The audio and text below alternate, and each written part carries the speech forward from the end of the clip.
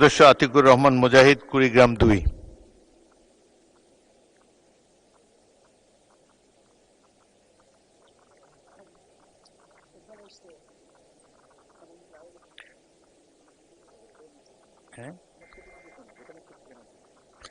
আপনারা আসনে যান, মাননীয় সদস্য, ওখান থেকে প্রশ্ন করুন।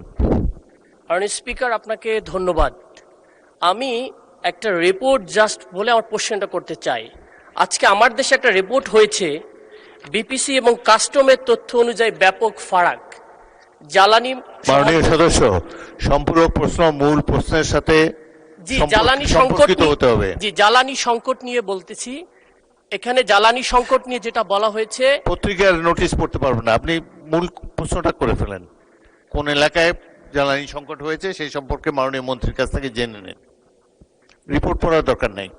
আচ্ছা, যেটা হলো যে আমাদের ইস্টার্ন রিফাইনিং এ যে এখন সংকট দেখা দিয়েছে তেলের সংকটের অভাবে, যেটা তথ্য অনুযায়ী আগামী এই মে মাসের মধ্যেই আমাদের সব ফাঁকা হয়ে যাবে। সেক্ষেত্রে মন্ত্রী মহোদয় কি বলবেন যে কবে নাগাদ আমাদের যথেষ্ট পরিমাণ এই ক্রুড তেল আসবে, যেটা 65,000 ঘাটতি এবং রানিং, যেটা আমরা প্রতিদিন দেখতে পাচ্ছি 1,80,000 দরকার, সেখানে মাত্র 60 থেকে 65,000 আসতেছে, যেটা রাষ্ট্রের সারা দেশেরই তেল এবং সংকট দেখা দিচ্ছে। এক্ষেত্রে উনি কিভাবে অ্যাড্রেস করবেন এবং ওনার তথ্যটার সাথে বর্তমান রিপোর্টের কোনো মিল নাই এবং ইন্ডিপেন্ডেন্ট রিপোর্ট অনুযায়ী বাংলাদেশ সবার আগে তেল সংকটের দেশ হিসাবে পড়ব, সেই জিনিসটা উনি কিভাবে অ্যাড্রেস করবেন? মাননীয় মন্ত্রী। মাননীয় স্পিকার, ছিলাম বিদ্যুতে, এলাম তেলে।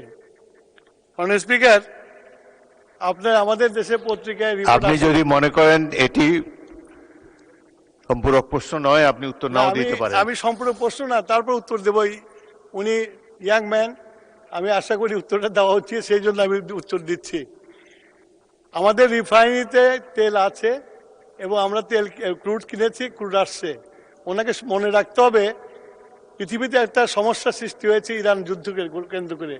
তারপরেও তারেক রহমানের নেতৃত্বে এই সরকার যে বিদেশ থেকে বিভিন্ন জায়গা থেকে তেল সংগ্রহ করে এনে আমরা তেল দিচ্ছি এবং রিফাইনারিতে আমরা পারচেস করেছি, এটা রাস্তায় আছে, এটা শেষ হওয়ার আগেই চলে আসবে।